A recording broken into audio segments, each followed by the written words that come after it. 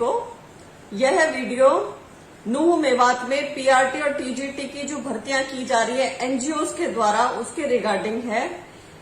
ये पीआरटी और टीजीटी की भर्तियां कुछ एनजीओज मिलकर करवा रहे हैं, एचएसएससी नहीं करवा रहा है। शिक्षा विभाग का इनसे कुछ लेना देना नहीं है। सबसे पहले तो यही कितनी दयनीय स्थिति हो गई है हमारे हरियाणा प्रदेश की कि यहाँ शिक्षक एनजीओज द्वारा लगवाए जा रहे हैं और इस भर्ती के ऊपर पंजाब व हरियाणा हाईकोर्ट में स्टे भी है। रिजल्ट नहीं दे सकते हैं, ज्वाइनिंग नहीं कर सकते हैं, भर्ती प्रक्रिया पर कोई रोक नहीं है, इसलिए भर्ती प्रक्रिया कर रहे हैं। कल एग्जाम था पीआरटी का, आज था टीजीटी का। जिस प्रकार ये एग्जामिनेशन हुआ वो भी अपने आप में बहुत बड़ी कहानी कहता है, उस पर भी मैं आती हूँ। लेकिन सबसे पहले इस भर्ती को की जो पैरवी कर रहा है एनजीओज की तरफ से, पंजाब और हरियाणा हाईकोर्ट में वो सरकारी वकील हैं, सबसे बड़े हमारे हरियाणा के सरकारी वकील इस भर्ती की पैरवी कर रहे हैं। तो इसका मतलब हरियाणा सरकार स्वयं चाहती है कि एनजीओ द्वारा ये भर्ती हो। हरियाणा सरकार यदि एक जिले में ऐसे चाह रही है तो हम सोच सकते हैं कि बाकी जिलों में भी यह प्रक्रिया दोहराई जा सकती है, एनजीओ द्वारा भर्तियां की जा सकती हैं इन फ्यूचर।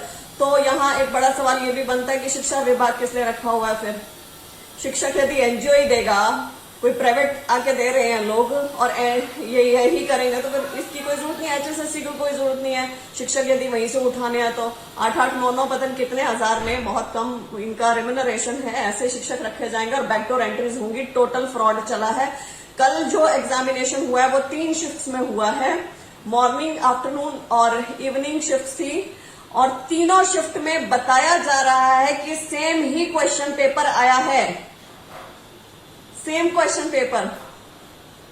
कमाल नहीं है।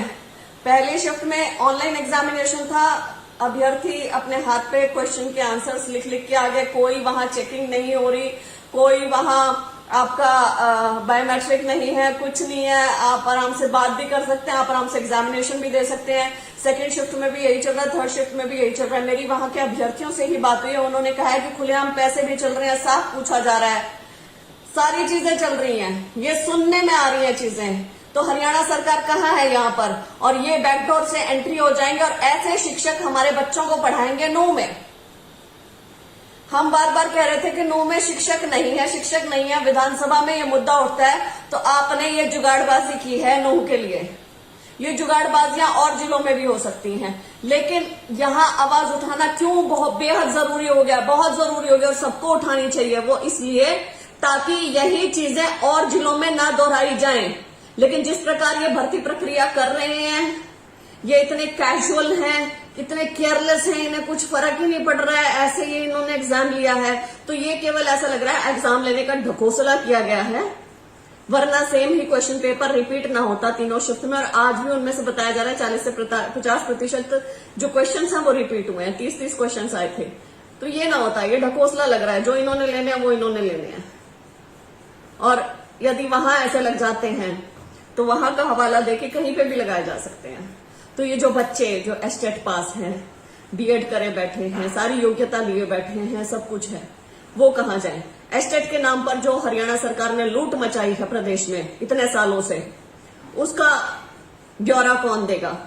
ये जो नूह में हुआ है उसको कौन देखेगा, कौन रोकेगा? लेकिन उसको बचाने के लिए हाँ, हरियाणा सरकार के सरकारी वकील पंजाब और हरियाणा कोर्ट में अगली तारीख को खड़े जरूर होंगे, ये जरूर मैं बोलती हूँ।